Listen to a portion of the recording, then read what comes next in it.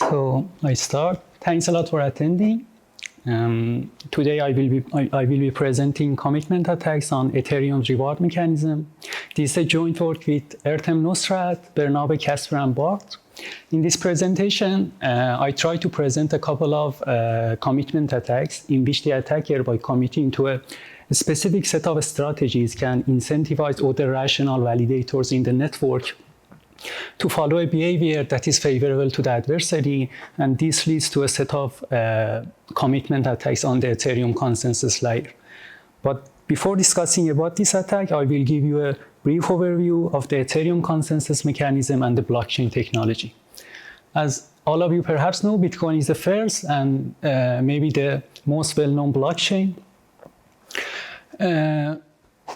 The introduction of Bitcoin was a big revolution to the consensus field. When we are talking about the consensus field, we are talking about a group of nodes where these nodes wants to achieve a consensus over a data set, over a state or whatever you can call it.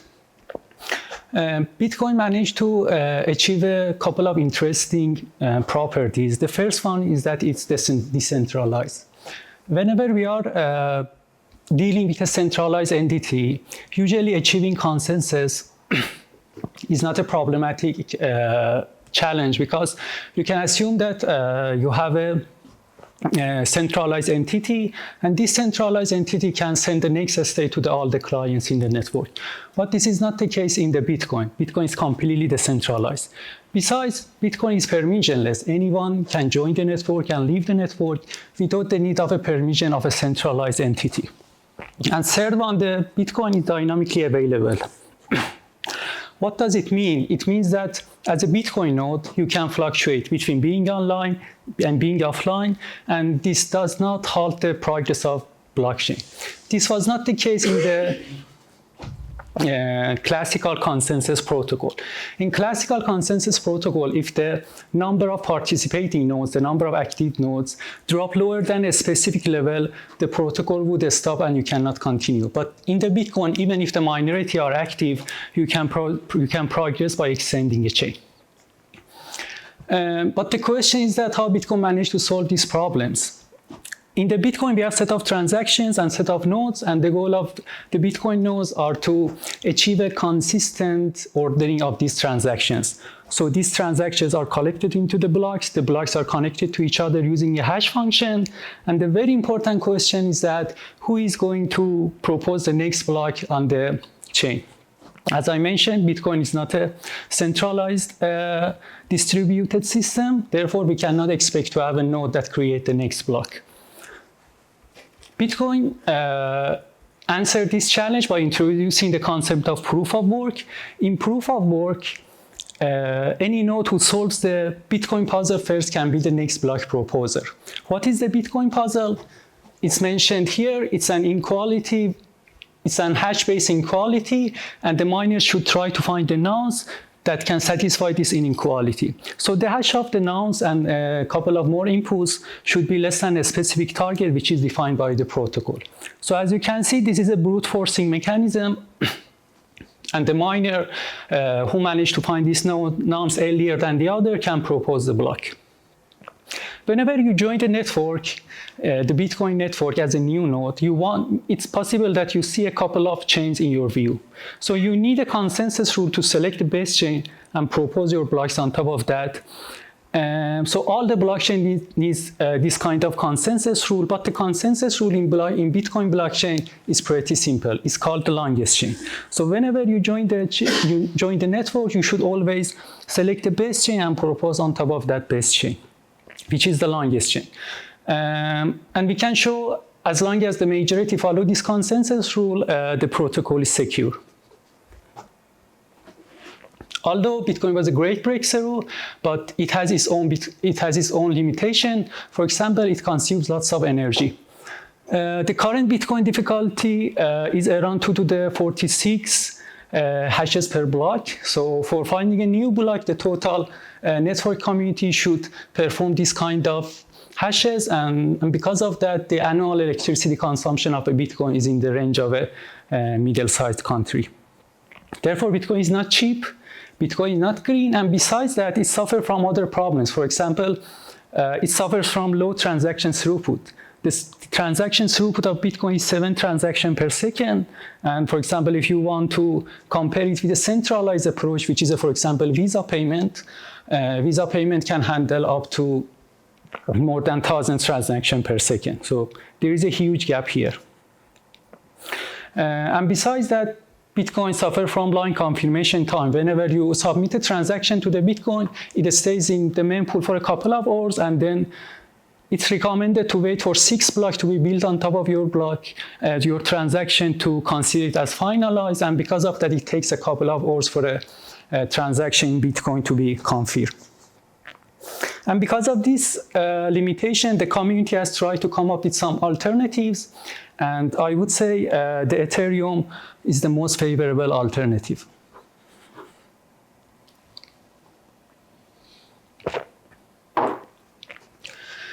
The consensus mechanism of new version of Ethereum is based on proof of stake. At the beginning, they started with proof of work, but in order to make it green, they shifted to the proof of stake. In the Ethereum consensus mechanism, in order to become a consensus node, you need to deposit 32 ETH to become a validator. 32 is around 70k euros, and it shows that it's a considerable amount of money.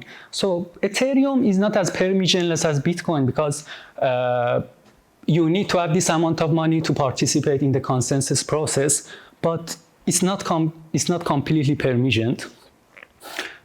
In proof of stake protocol, there is no mining, and the next block proposer is selected through a lottery mechanism. Through this lottery mechanism, a random validator is selected to propose the next block. And the consensus rule here in the Ethereum chain, I would say, is more complicated than the simple longest chain rule.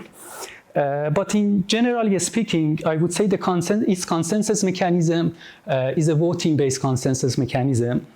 So a block proposer proposes a block, and all the validators should submit a vote on top of that block. And if this block collects the majority of the votes, then we can consider this block as a finalized block. It's a bit complicated, so I try to explain in the upcoming slides. But before that, I want to review the CAP theorem. CAP theorem is a very famous theorem in the classical distributed system. C stands for consistency, A stands for availability, and P stands for partition tolerance. In distributed system, consistency means that all the nodes should always reflect the same data.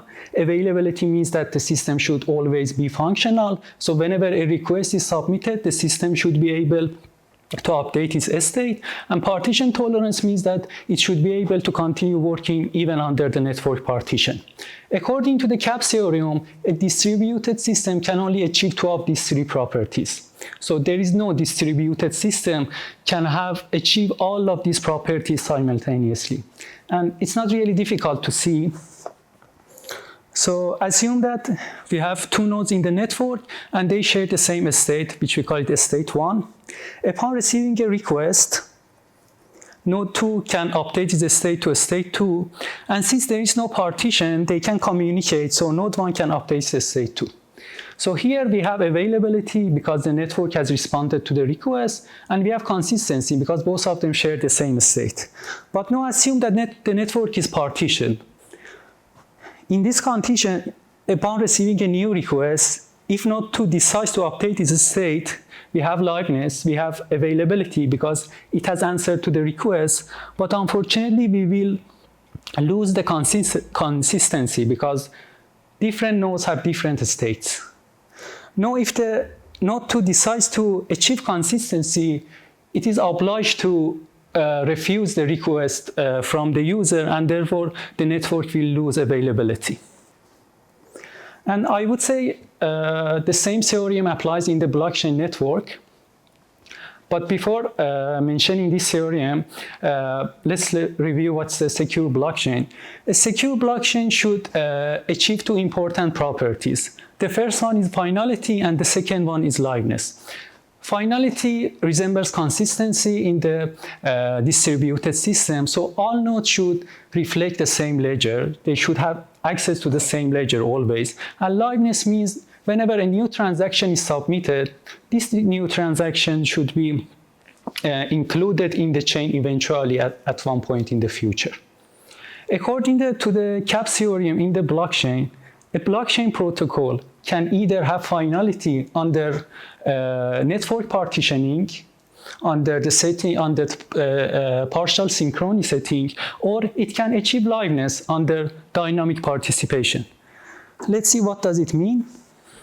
Assume that we have a network that suffers from network partitioning, and usually the blockchain networks can face lots of disconnection and network partitioning, and this is a typical thing in the blockchain protocols.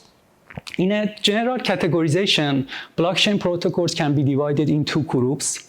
The first group prefers liveness over finality, and the second group prefers finality over liveness.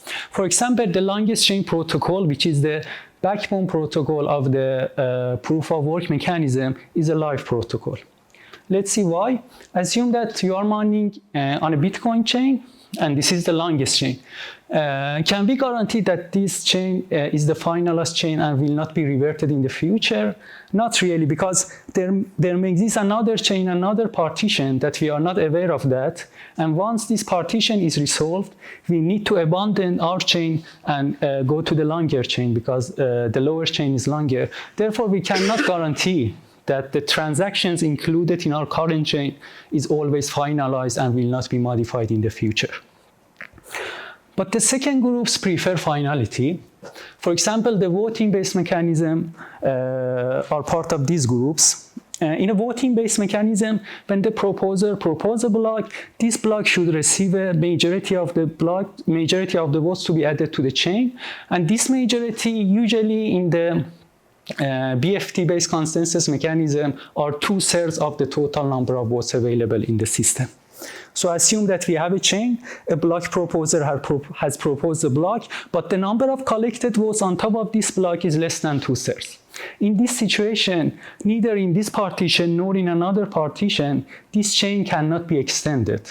Therefore, we have finality, because the finalized ledger is the same among all the blockchain nodes, but unfortunately, we will lose liveness. So, an important takeaway is that we cannot have a blockchain protocol that achieves both finality and liveness at the same time.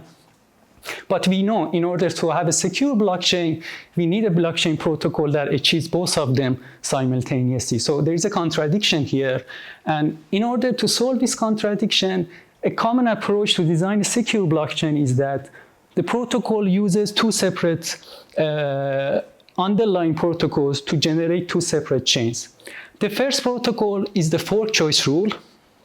The fork choice rule outputs the live ledger. So you can consider the live ledger as the best chain that you can propose your next block on top of that. And there is a finality gadget that outputs a finalized ledger. The finalized ledger is the same among all the nodes, but the live ledger can vary between different nodes. And the very important point is that the finalized ledger is always a prefix of a live ledger. So let's see, what does it mean? Assume that this is a chain available in the view of a specific node. Using the live ledger, a node can decide on the best chain to propose its next block on top of that. And then using a finalized ledger, the finality gadget, the node can decide on the finalized ledger. As you can see, the finalized ledger is always lagging behind the live ledger, and because of that, it takes a bit of time for your transaction to become included in the finalized ledger. If you ask which chain we should trust on, it depends on your application. If you want a fast payment, for example, if you are buying a cup of coffee, you can use the live ledger. But if you are, for example, trading a house, perhaps you need to wait for the finalized ledger to be 100% sure that your transaction cannot be modified in the future. Now let's return to the Ethereum consensus mechanism. The Ethereum uses exactly the same approach. So it uses two different protocols, the LMD GHOST and Casper FFG. The LMD GHOST is the fork choice rule which outputs a live ledger, and the Casper FFG is the finality gadget that outputs the finalized ledger.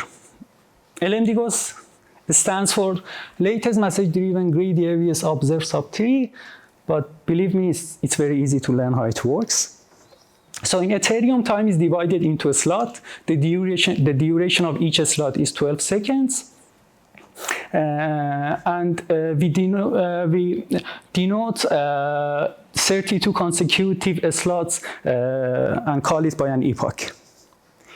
In Ethereum, each slot has a committee set of validators. So currently in Ethereum, there are more than 1 million validators. Among these 1 million validators, around 30,000 validators are selected randomly, and they are assigned to a specific slot. During each epoch, the committee set of each slot differs from the committee set of the other slots. In an ideal scenario, we want to add a new block to the chain exactly at each slot. Let's see what happens during each slot. At the start of a slot, one of validators are randomly selected from those committee members to play the role of block proposer. So we call this validator as the leader of the slot, and the remainings are playing the role of attestors. So they are responsible for proposing votes on top of this block, whether they agree with this block or not. More precisely, at the start of each slot, the block proposer uses the LMD GHOST protocol to select the best chain and propose its block on top of that chain. Then the attestors in the LMD GHOST in that slot use the LMD GHOST protocol to select the head of the chain, to select the base chain and propose the head vote on top of that block. This head vote can help the next block proposer to select the base chain and continue extending the chain. And as I mentioned, every 12 seconds, a block is added to the live ledger. The second protocol, which is the finality protocol, is called Casper FFG. It's not the main focus of this talk, so I don't talk a lot about Casper FFG, but it's good to know that for a block to be finalized on an Ethereum network, it takes somewhere between 6 minutes up to the 13 minutes for a block to become finalized on the chain. So let's return to the LMD GHOST. Assume that this is the chain in the view of a node in the Ethereum network. If it was the longest chain, obviously the lower chain was the best chain because it's longer than the others. But here in the LMD GHOST, we prefer the chain that the number of votes on top of that is greater than the others. The total number of votes in the lower branch is equal to 300. On the upper branch is equal to 800. Therefore, the lower branch is eliminated. There is no competing block on its for block B1 on its branch. So B1 is part of the chain. But between B3 and B2, B3 is the winning block because it has collected more number of votes. Therefore, the chain B0, B1, B3 here is the winning chain, and here is the best chain that the next proposer can propose its block on top of that. In the previous slide, I introduced the very simple version of LMD GHOST, but it turned out that there are some security attacks to that version. So Ethereum protocol has updated the LMD GHOST by introducing the concept of proposer boost. The proposer boost adds a predefined weight to the block of the latest slot. So let's see, what does it mean? This scenario is an example without the proposer boost. Assume that we have 3 slots and the block of slots B1, slots 1 and 2 are proposed on top of the block of slot B0. And further assume that there are a total number of W votes on top of block B1. Now assume that you are one of the slot 2 attestors and you want to vote on the best chain in your view. According to the LMD GHOST rule, the number of votes on top of the upper branch is equal to W, and the number of votes on top of the lower branch is equal to 0. Therefore, slot 2 attestors should vote on top of block B1, and as a result of that, B2 gets reorganized. But reorganized means that this block remains out of the canonical chain. So this shows as a block proposer, you should always propose your block on top of the previous block, not any other block, because then the attestors will not vote on top of your block. Now assume the case with proposer boost. In the case of proposer boost, the upper chain has the weight of W, but the lower chain has the predefined weight of WP. And if this is the case that WP is greater than the W, slot 2 attestors will vote on top of block B2. In the current version of Ethereum, WP is almost around 40% of the total of the committee size. So the committee size is around 3,000 validators, and WP is around 40% of 3,000. And in a normal scenario, when there is no attack, when there is no partitioning, usually all the slot T committee members would vote on top of block B1. Therefore, W is typically greater than WP, and this scenario does not happen. But under some special scenarios when there is attack, the number of votes on top of block B1 can be less than the total size of the committee members, then we can expect this kind of scenarios. So, hold on. So who picked WP, the proposer? No. So where does WP come from? The Ethereum has put it on the latest block. It's part of the protocol. Oh, so it is defined as... Yeah, it is defined. So it's actually, that's the definition Yeah. of WP. Okay. For the, exactly. Yeah. And as the last slide of the conclusion, I want to briefly compare the Ethereum with Bitcoin. Ethereum can be considered as a proof-of-stake protocol, and Bitcoin can be considered as a proof-of-work mechanism. As you can see, Ethereum has done a really good job in reducing the energy consumption. But regarding the transaction throughput and block confirmation time, there are some improvements here. But I would say that these improvements are not really meaningful. So still there is a huge gap between what we can achieve from a centralized approach and what we can achieve from Ethereum. And I would say this is not because of the inherent limitation of proof of work. This is because of the Bitcoin design that, for example, Bitcoin achieve a lower transaction throughput compared to Ethereum. Currently, Bitcoin is designed in a way that the average interval time of a block is 10 minutes.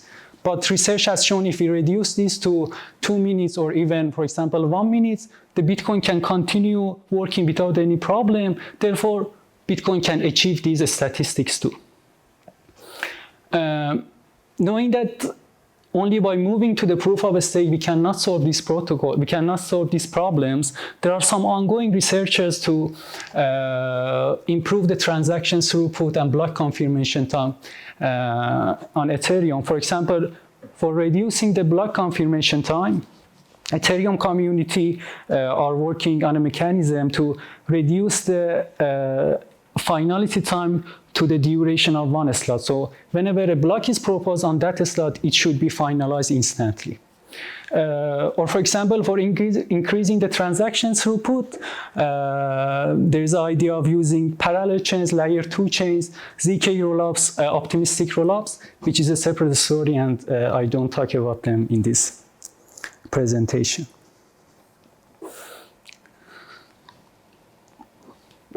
So thanks a lot for waiting. Now we can proceed with the commitment attacks on the Ethereum. A very important question in the blockchain design is that how we can ensure that all the validators and miners can follow the honest behavior. So we can use a couple of tools. For example, we can use cryptography primitives. When we receive a block, we can verify its signature. We can verify whether the hash of the previous block is included in that or not. So we can impose a set of validity rules and check whether these rules are verified or not. But unfortunately, using only cryptography primitives, we cannot assert a couple of behaviors. For example, I cannot force all the validators to be available at a specific time just using cryptography primitives, or I cannot force them to mine their block or propose their block on top of the base chain. And because of that, all the blockchain protocols are somehow equipped with an incentivization mechanism in order to incentivize all the validators and miners to follow the honest strategy. This incentivization can be in a form of penalizing bad behavior. Assume that in a proof of stake, you are selected as the block proposer. Since creating block in proof of stake protocol is really cheap, you can propose as many as block on top of any chains that you want. So this is a really catastrophic event for the blockchain, and you want to avoid this kind of behavior. Because of that, Ethereum has introduced a couple of slashing behaviors. And if any validators perform those misbehaving, it would be a slash. It means that its deposit would be completely burned. But the incentivization mechanism can also be in the form of rewarding good behavior. So for example, as a block proposer, you can insert transactions into your blocks, and then you will receive the transaction fees. Or in order to incentivize different validators to play the different roles in the chain, you can assign different rewards for them. One of the important rewards on the Ethereum chain is the head vote reward.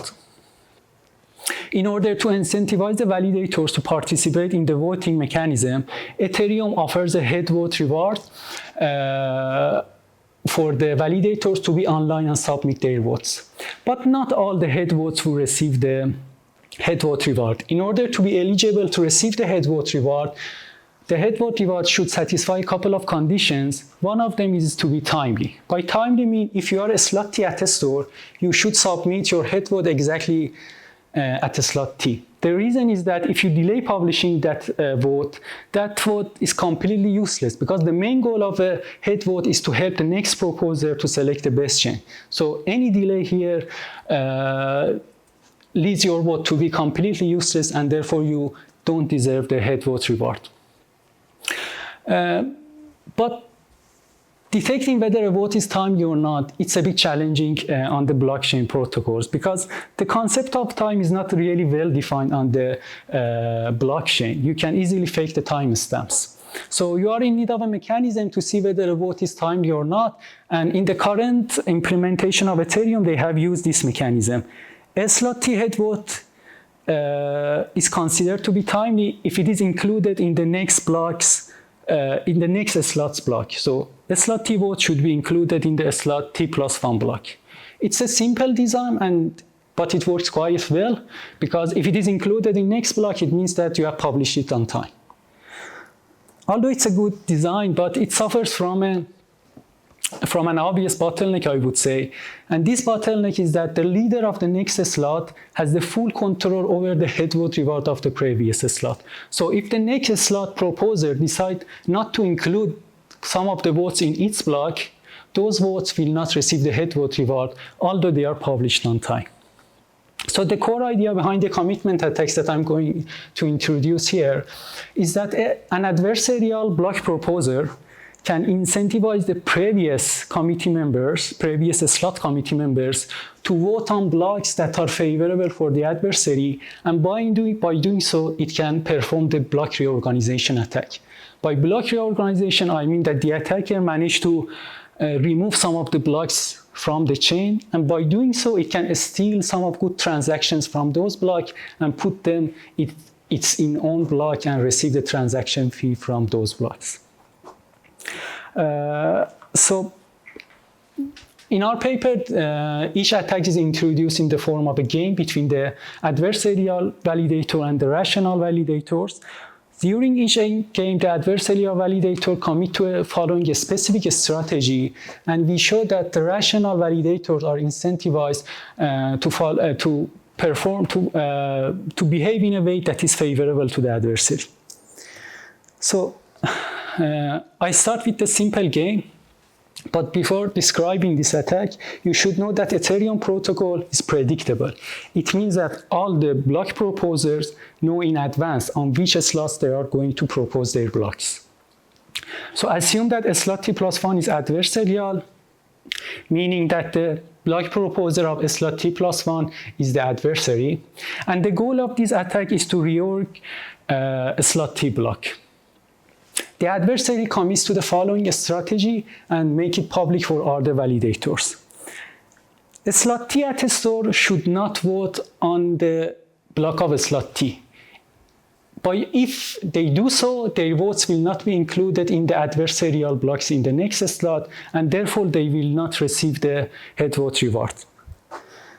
Under this threat, the committee members of a slot T have two options. Either they can publish a compliant votes, which mean to vote on a block rather than block of a slot T, which is denoted by green votes, or they can publish non-compliant votes, which means to vote on block of BT, which is the honest behavior.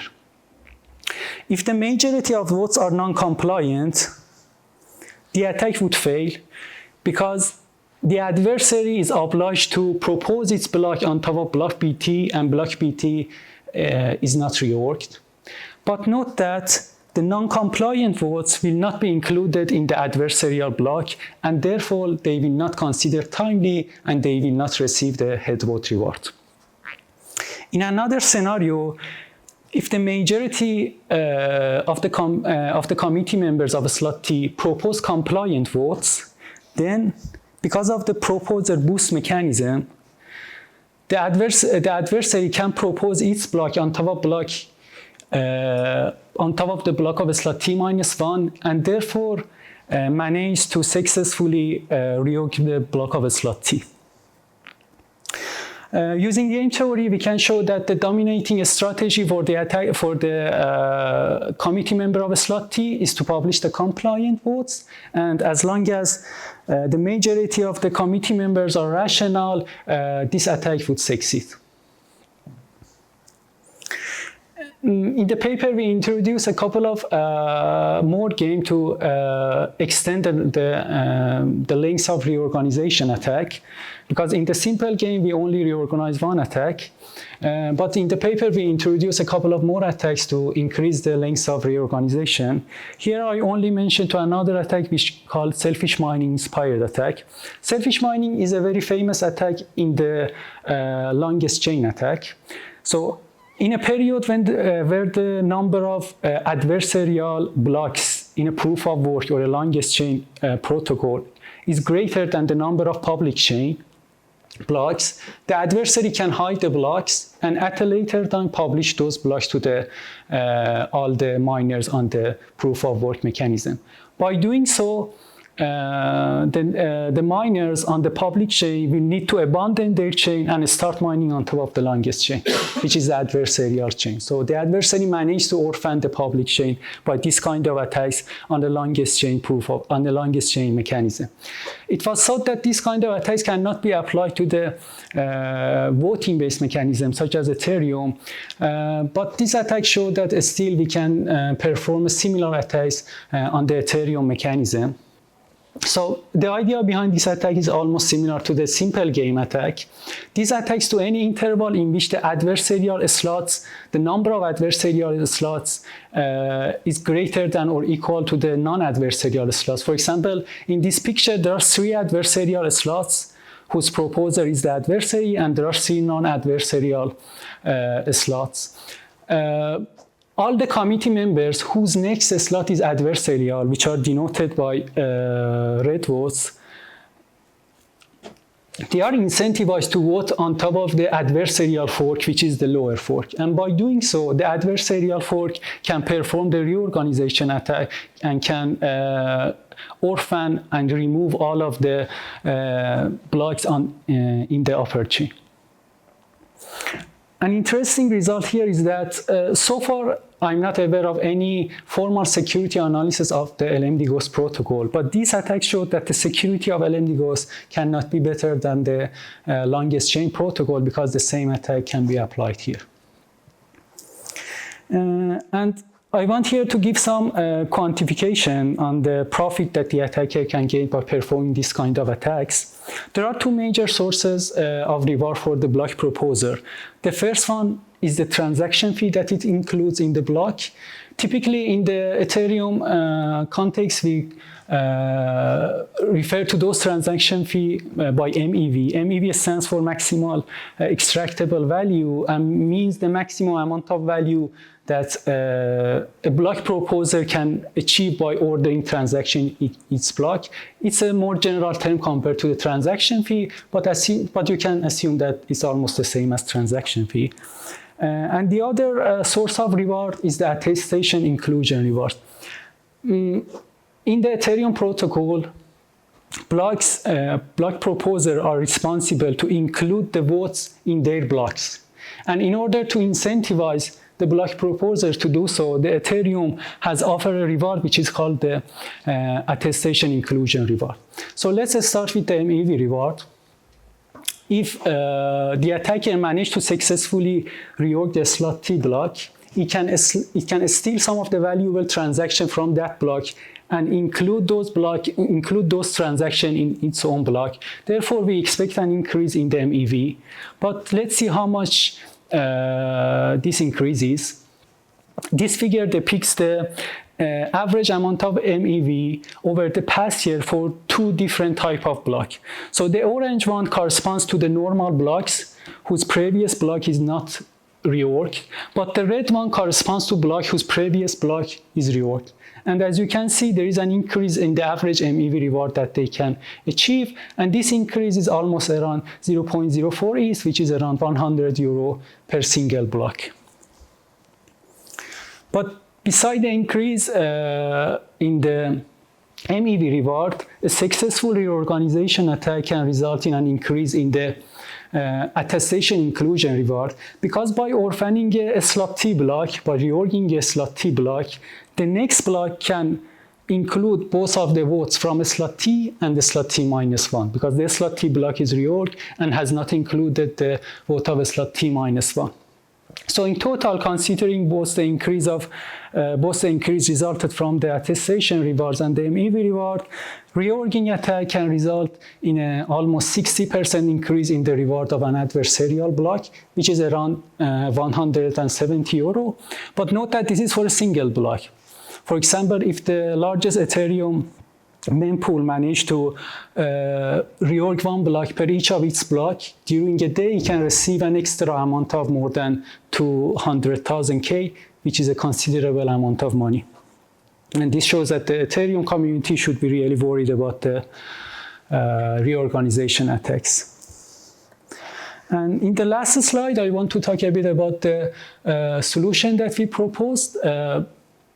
In our paper, we propose a solution which is called the DAG-based reward mechanism. The main goal of this mechanism is twofold. First, to mitigate the commitment attacks introduced in this talk, and beside that, it can improve the fairness of Ethereum. Currently, if a block proposer is offline and doesn't propose a block, the previous slot's validator will lose their head vote reward, which is not a fair design, because of the weak performance of the other validators, you are losing your head vote reward. And because of these problems, we have designed a DAG-based reward mechanism. In a DAG-based reward mechanism, rather than the next slot proposer, all the committee members of the next slot are responsible to verify whether a vote is timely or not. So they propose a specific kind of vote on the previous slot vote to determine that they are on time. We denote these votes using the green flag and call them evidence. And if a vote collects a majority number of evidences, it can be considered as a timely vote, regardless of the block that is included in.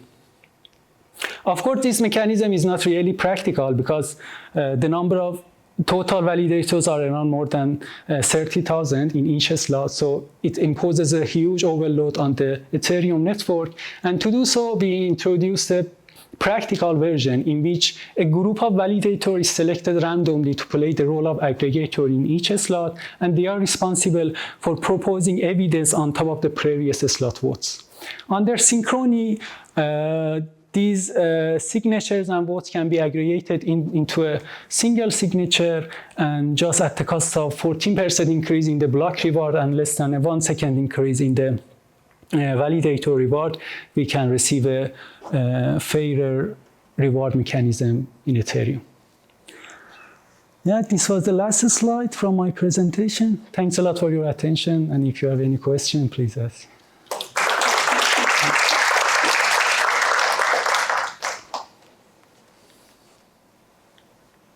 So by introducing a subset of validators, does it mean that you trust on them, at least partially, let's say majority of them? For example, you can select 10% of those, and then you can trust on those 10%. But then you should try to calculate what is the possibility that those 10% are from the adversarial, under the control of the adversary. So you should, this is a trade-off. If you reduce the number of these groups, of course, it can be controlled by the adversary. But if you increase, then you will put an overload onto your network. Do you have any estimation of this number at this stage? I see in paper we have proposed some numbers. For example, I would say the number of validators should be around 100, something like this. That is enough to have security for your design. And it's practical. Yeah. Thank you. Yeah. And there's no slashing. So slashing only happens when you tamper with the transaction data, right? So if you would say, okay, this is. What do you mean by transaction data? So if you would say that a transaction is not valid, even though it is valid, or it is valid, even though it's not valid, so that someone would have funds, but they don't actually have funds. That's when slashing. I think slashing is related to the consensus mechanism, not really to the transaction. Okay. Assume that when you become a block proposer, if you produce two same blocks at the same slot, so you put your signatures on both of them, and this is provable that you have deviated from the honest strategy, and because of that, it is slashable. Okay. Yeah. That was exactly my question, whether the reordering of blocks would incur in slashing, or in which cases. No, because we cannot prove that it is slashable. The problem is that, so all the slashable mechanism can be applied to those behavior that are provable. Yeah. But reorging the previous block is not really provable. Maybe you can claim, okay, I heard about that block a bit later. It's not my fault. It was the previous slot swap. Okay. So you cannot really prove this kind of behavior. Hmm. Yes. I have a question on the Ethereum itself. Why they don't use unpredictable the leader of the validators? So deterministic but unpredictable. I think they are moving towards that scheme, okay. But it doesn't solve the problem, because in this kind of attacks, in order to apply this attack, only the validator should know about its time. And even in those kind of protocols, although the other doesn't know about the validator of a specific slot, but the validator itself knows about that he's going to be proposed a block on top of this slot. Yeah. And because of that, he can generate a proof that I am the proposer of that specific slot, even if the other doesn't know about that. Yeah, it was a nice question. Yes. So, why are you not punished for not including head votes you could have included? So there is a head vote inclusion reward. You cannot be punished because you cannot be proved that you have deliberately excluded them from your block. So you cannot be punished. But you will. Includes head votes you could have included. Yeah. Could you be? Yeah, exactly. Because you will lose some of the head vote rewards from the non-compliant committee members from the previous slot. But we can show that the MEV reward and the inclusion reward from the previous slot can compensate for that reward. Yeah, that I understand, but I was just questioning why don't they adjust the protocol so that if I see that you are not including head votes you could have included, I can include them, and by that slash you. So, of course they can, because maybe that head vote is published a bit late.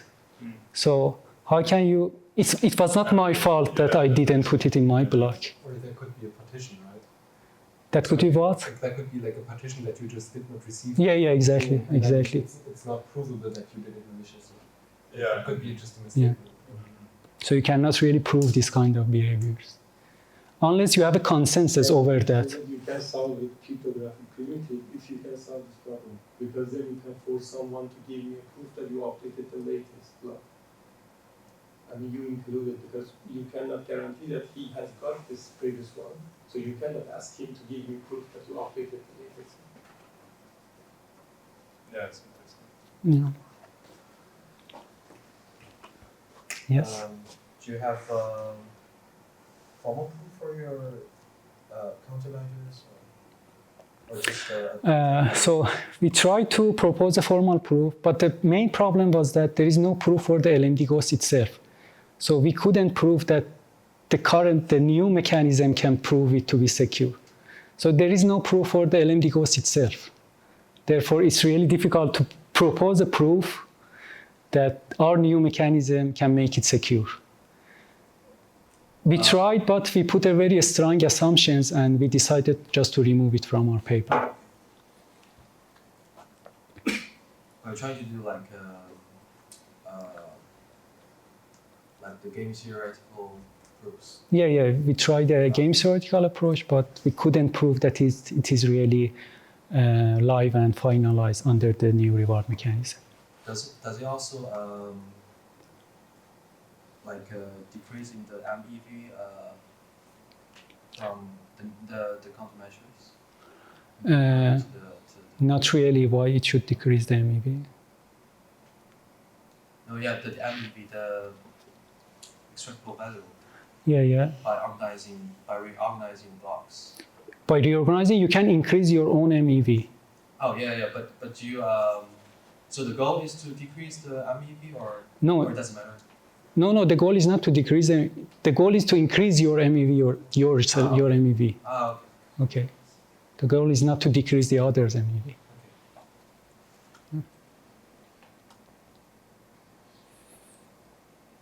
Okay, thanks a lot for participation. Just one thing. Yeah, of course. What stops a person that wants to attack the DAX system from creating multiple accounts and actually overwhelm the system? Because in Ethereum, to become a validator, you need to deposit money. So you cannot just produce some public key and decide that I am the validator in the Ethereum. So you need to deposit money. And if you deposit money, then yes, you can become the adversary. If you create multiple accounts, Yeah, of course. But you can overwhelm the system. So there should be a bound for the maximum amount of adversarial stake in the network. So even without this attack, the maximum amount is 1/3. So if this increases more than that, then the network is not secure. Yeah, but still, like, if like, let's say I write a script that creates multiple accounts, like more than 100, and Yeah, because those 100 are selected randomly. So assume that 100 validators are adversarial out of 1 million validators. The possibility that your 100 adversarial validators are selected is really negligible. So, because they are selected randomly, and you cannot guarantee that your validator would be among the aggregators. Thank you. Okay, thanks a lot.